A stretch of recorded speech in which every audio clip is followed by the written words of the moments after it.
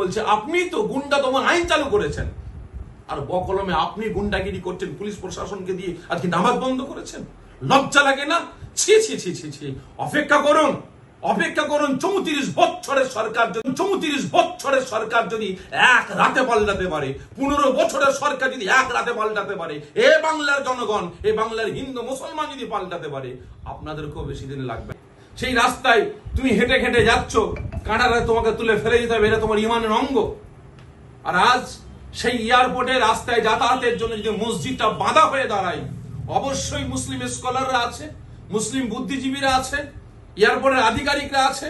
মুখ্যমন্ত্রীর দরকার ছিল তাদেরকে সাথে করে নিয়ে বসে আলোচনা করা, এক টেবিলে বসে সিদ্ধান্ত নেওয়া যে এই মসজিদটাকে সরাতে হবে। আপনারা এখান থেকে মসজিদটাকে আমরা সরিয়ে নিচ্ছি, সরিয়ে দিয়ে অন্য বিকল্প জায়গা দিচ্ছে, সেখানে আপনারা মসজিদ তৈরি করুন। কি সেখানে মুসলিম স্কলাররা, মুসলিম বুদ্ধিজীবীরা মসজিদ নেবে কি নেবে না, অন্য জায়গা নেবে কি নেবে না, অন্য জায়গায় মসজিদ তৈরি করবে কি করবে না, সেটা তারা বিবেচনা করে বলবে।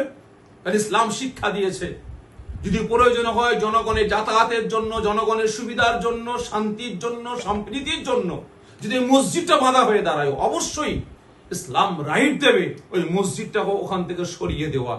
তা বলে আপনারা গুন্ডাগিরি করবেন, দাদাগিরি দেখাবেন, একটা সম্প্রদায়কে নিয়ে ছেলে খেলামো করে বাড়াবেন। আজকে কিছু কিছু মানুষ কমেন্টে বলছে যে এয়ারপোর্ট থেকে ক্যান্সার মুক্ত হচ্ছে, আজকে এয়ারপোর্টে মসজিদ সরানো হচ্ছে। আজকে এয়ারপোর্টটা তৈরি হয়েছে মসজিদের জায়গায়, এয়ারপোর্ট তৈরি হয়েছে হিন্দু মুসলমানের জায়গায়। আজকে মুসলমানরা সহানুভূতি দেখিয়েছে বলে আজকে এয়ারপোর্ট তৈরি হয়েছে। আর আজকে আপনি সেই মুসলমানের বুকের উপরে পা দিয়ে আজকে দাবাবার চেষ্টা করে আপনি বলছেন নামাজ পড়তে দেবো না। এ গুন্ডাগিরি চলবে না। আমি মুখ্যমন্ত্রীকে বলছি, আপনি তো গুন্ডা দমন আইন চালু করেছেন, আর বকলমে আপনি গুন্ডাগিরি করছেন, পুলিশ প্রশাসনকে দিয়ে আজকে নামাজ বন্ধ করেছেন। লজ্জা লাগে না? ছি ছি ছি ছি ছি। অপেক্ষা করুন, অপেক্ষা করুন। 34 বছরের সরকার যদি এক রাতে পাল্টাতে পারে, 15 বছরের সরকার যদি এক রাতে পাল্টাতে পারে, এ বাংলার জনগণ, এ বাংলার হিন্দু মুসলমান যদি পাল্টাতে পারে, আপনাদেরকেও বেশি দিন লাগবে না।